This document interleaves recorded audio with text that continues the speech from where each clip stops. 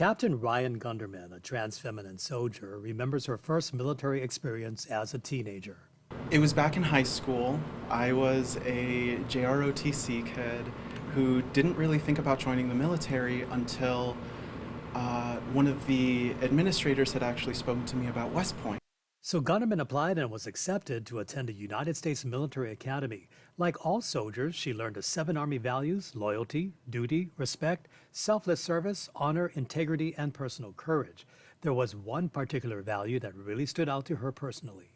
As I grew in the camaraderie and the sort of service, the selfless service that the academy instills in you, I realized, oh, this might be something that I want to do even longer. Gunderman began as an intelligence officer and then pursued becoming a judge advocate general officer or military attorney. She got her law degree from the Harvard Law School, always keeping in mind her call to selfless service.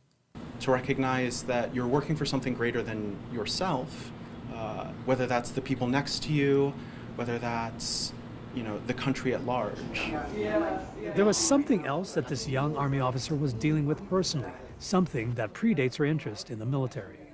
I mean, my earliest memories of thinking about, who I am and my own gender identity date back to probably middle school, but never really having the environment or opportunity to evaluate that. Yay! Gunderman says she found that environment and opportunity in Hawaii and less than a year ago decided to begin her transition to become a female. The people in my life, the people that have come to support me. She found support through a group of other service members who were also transitioning. I knew it was something that I needed to do. I knew that at my core, if I didn't, it would be even more difficult for me in the future. The Army captain's plans changed dramatically in early May of this year. That's when the Department of Defense implemented a policy. It directs all active duty transgender service members to voluntarily get out or face involuntary separation. We will get transgender ideology the hell out of our military. It's going to be gone. No more dudes in dresses. We're done with that. The last few months have been uncertain.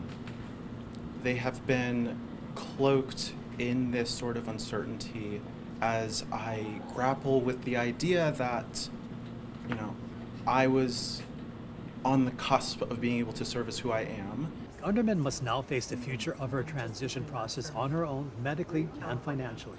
There was a moment of, wow, this keeps happening.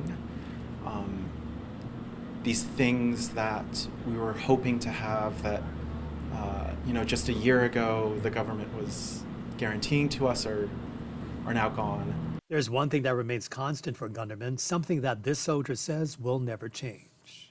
I still want to serve. I still want to serve people. I still want to serve this country. A call to selfless service beyond her call to duty in the Army. Jonathan Masaki, Hawaii News Now.